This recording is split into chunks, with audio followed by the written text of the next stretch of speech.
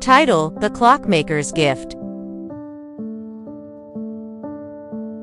Once upon a time, in a small, peaceful town nestled between the hills and the sea, there lived an old clockmaker named Mr. Elric. He was Don Tejas, any clockmaker. He was the kind who could fix a clock just by listening to its tick. Some said he had magic in his fingertips. Others believed he simply loved time more than anyone else. But Elric had a secret. Every night, after the town went to sleep and the stars blinked softly in the sky, he would open a hidden drawer beneath his workshop bench. Inside it sat a strange little pocket watch, one with no numbers, no ticking, and no hands. It was completely silent, and yet, it glowed.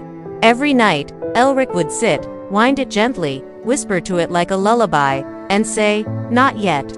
Not tonight." One evening, a small girl named Leela came into his shop. She was no more than 8 years old, wearing patched shoes and carrying a backpack far too heavy for her little shoulders.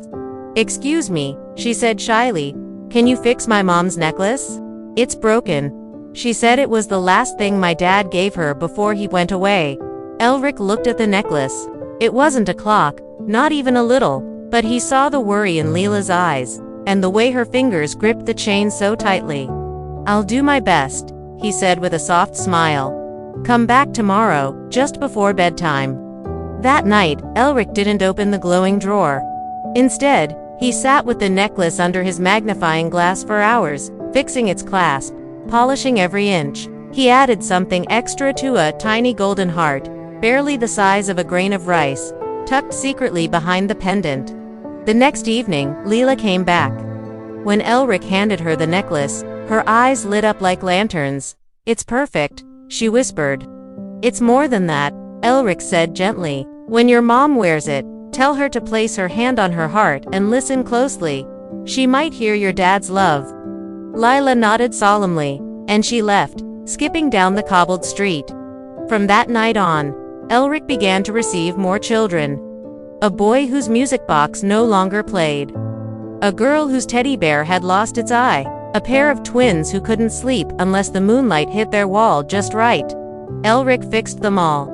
But more than that, he added a little bit of invisible magic to each item.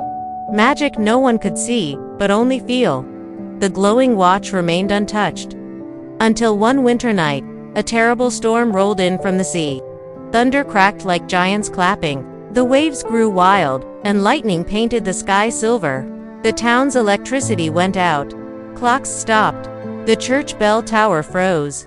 And in the middle of it all, Elric stood in his shop, staring at the glowing watch. He opened the drawer slowly. Tonight was the night. He picked it up and whispered, "It's time." The moment he clicked the watch open, time itself paused. The wind froze. The rain hung in the air like crystal strings. Everything became still.